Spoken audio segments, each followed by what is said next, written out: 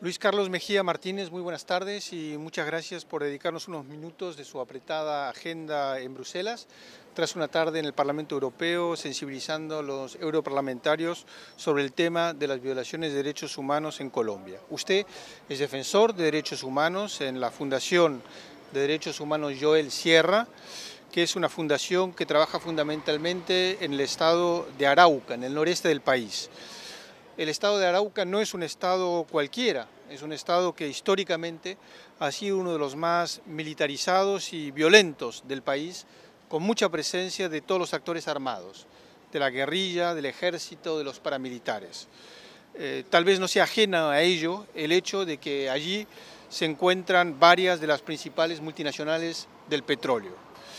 Señor Mejía, la semana pasada Amnistía Internacional se vio obligada a publicar una acción urgente colectiva, cosa poco habitual, en beneficio de 80 defensores de derechos humanos en Colombia amenazados de muerte. Algunos de ellos son originarios de Arauca, esa sería mi primera pregunta. ¿Cómo está la situación de derechos humanos en Arauca? Bueno, efectivamente, la, la denuncia que se hace por los 80 compañeros amenazados en Colombia obedece a el accionar, según las principales investigaciones y como llegaron las amenazas, a un grupo paramilitar que se está reorganizando en Bogotá.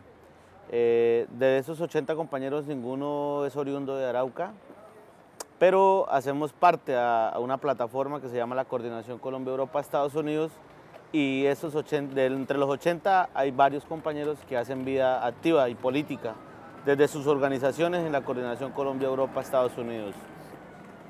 La situación en Arauca es una situación que, como tú lo decías en la pregunta, está mediada por una militarización extrema que obedece a políticas de extracción petrolera, a políticas de las multinacionales, y cuyo objetivo es cuidar esas estructuras. Hay una crisis social humanitaria que cada vez se profundiza más, hay un accionar militar, tanto de los grupos armados de oposición como de la estructura de las fuerzas militares del Estado, lo que ha llevado a una revictimización de una población vulnerable y víctima desde hace más de 30 años en Arauca. Esto ha estado atravesado. ¿Qué significa exactamente una revictimización? Hemos denominado revictimizaciones porque son personas que han sido víctimas del flagelo, ya sea desde una detención arbitraria, desde el asesinato de un familiar, desde el desplazamiento forzado interno que se ha vivido en el departamento, y que nuevamente tienen que tener o un desplazamiento o nuevamente son víctimas de detenciones, de agresiones, de persecución, de estigmatización. El departamento de Arauca, cada vez que se moviliza, es tildado como un movimiento infiltrado por las guerrillas, un movimiento que no tiene vida propia y que actúa según el margen que propongan los grupos guerrilleros.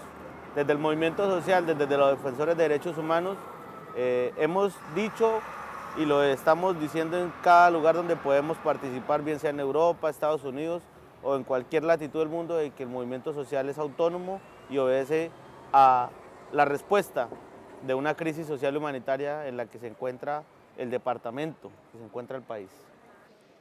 Muy bien. Todo este contexto del que usted nos habla, que es un contexto grave, de presencia de los actores, de revictimización, como dice, de las víctimas de derechos humanos y los actores sociales, se da en un contexto muy particular, que es el de las negociaciones de paz entre el gobierno y las FARC, que siguen avanzando, puesto que tras haber llegado a acuerdos sobre los 3 primeros puntos de 6 en la agenda, el tema de la agricultura y tierras, el tema de la participación política y el de drogas y narcotráfico, actualmente se está tratando el tema clave de las víctimas justamente del conflicto armado. Creo que hubo foros regionales de víctimas, un foro nacional, y los representantes de esas víctimas acuden en este mismo momento a La Habana a presentarle sus demandas a los negociadores. ¿Qué valoración hace usted de todo ese proceso, tanto en el estado de Arauca como a nivel nacional? Bueno, este es un proceso que le abre la puerta a la reconciliación social, a la reconciliación en general de un país que ha estado dividido por una guerra de más de 50 años. Nosotros consideramos de que las víctimas y la sociedad civil, las organizaciones sociales, todo el cúmulo que tiene que ver con el país y las víctimas, debemos estar en estos procesos, debemos tener voz, porque hemos sido quienes han tenido que sufrir y alimentar un conflicto de 50 años. ¿Ha habido un foro regional en Arauca, por ejemplo? No, el evento de víctimas que se dio en el marco de las negociaciones de paz fue en Barrancabermeja.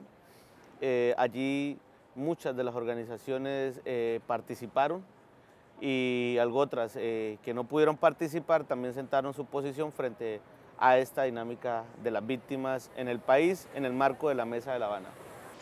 Muy bien. Muchas gracias. Señor Mejía, una última pregunta. Usted está aquí en Europa, en Bruselas, sede de la Unión Europea, acaba de salir del Parlamento Europeo.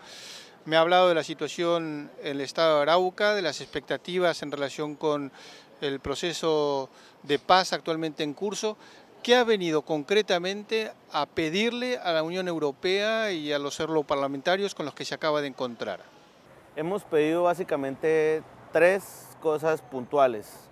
Una, que revisen su política frente a el tema del TLC con Colombia, en el ámbito de la OIT, en el ámbito de los diferentes derechos laborales que tienen o que deben tener aquellas personas que van a verse beneficiadas por el desarrollo que pueda traer el TLC.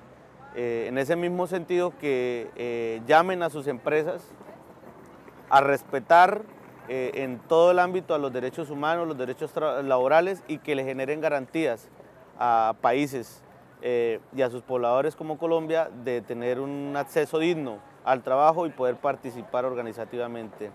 Dos, un apoyo incondicional a un proceso de paz que tiene muchos enemigos, pero que tiene más amigos, que tiene a una población volcada a que este conflicto interno que vive nuestro país se solucione, a que se pueda vivir en paz, en tranquilidad, y que también desde ese ámbito se generen las condiciones para superar las causas estructurales de un conflicto interno de 40 años.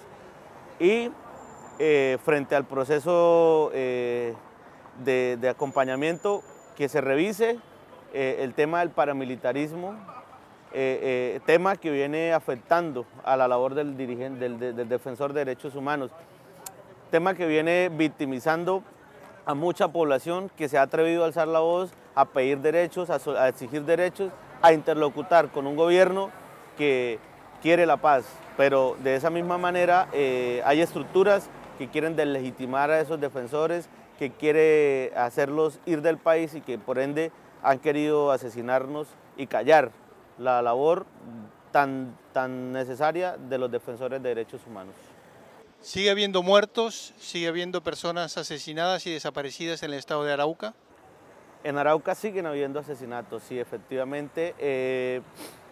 Afortunadamente el tema de desaparición forzada no se ha vuelto a escuchar, no tenemos un registro cercano que hable de desaparición forzada, pero efectivamente el conflicto en los últimos 2 o 3 meses en Arauca se ha intensificado. Luis Carlos Mejía, muchísimas gracias. A ustedes por permitirnos expresar y mostrar desde la dinámica de derechos humanos que venimos haciendo en el mundo por Colombia y por la transformación social de Colombia.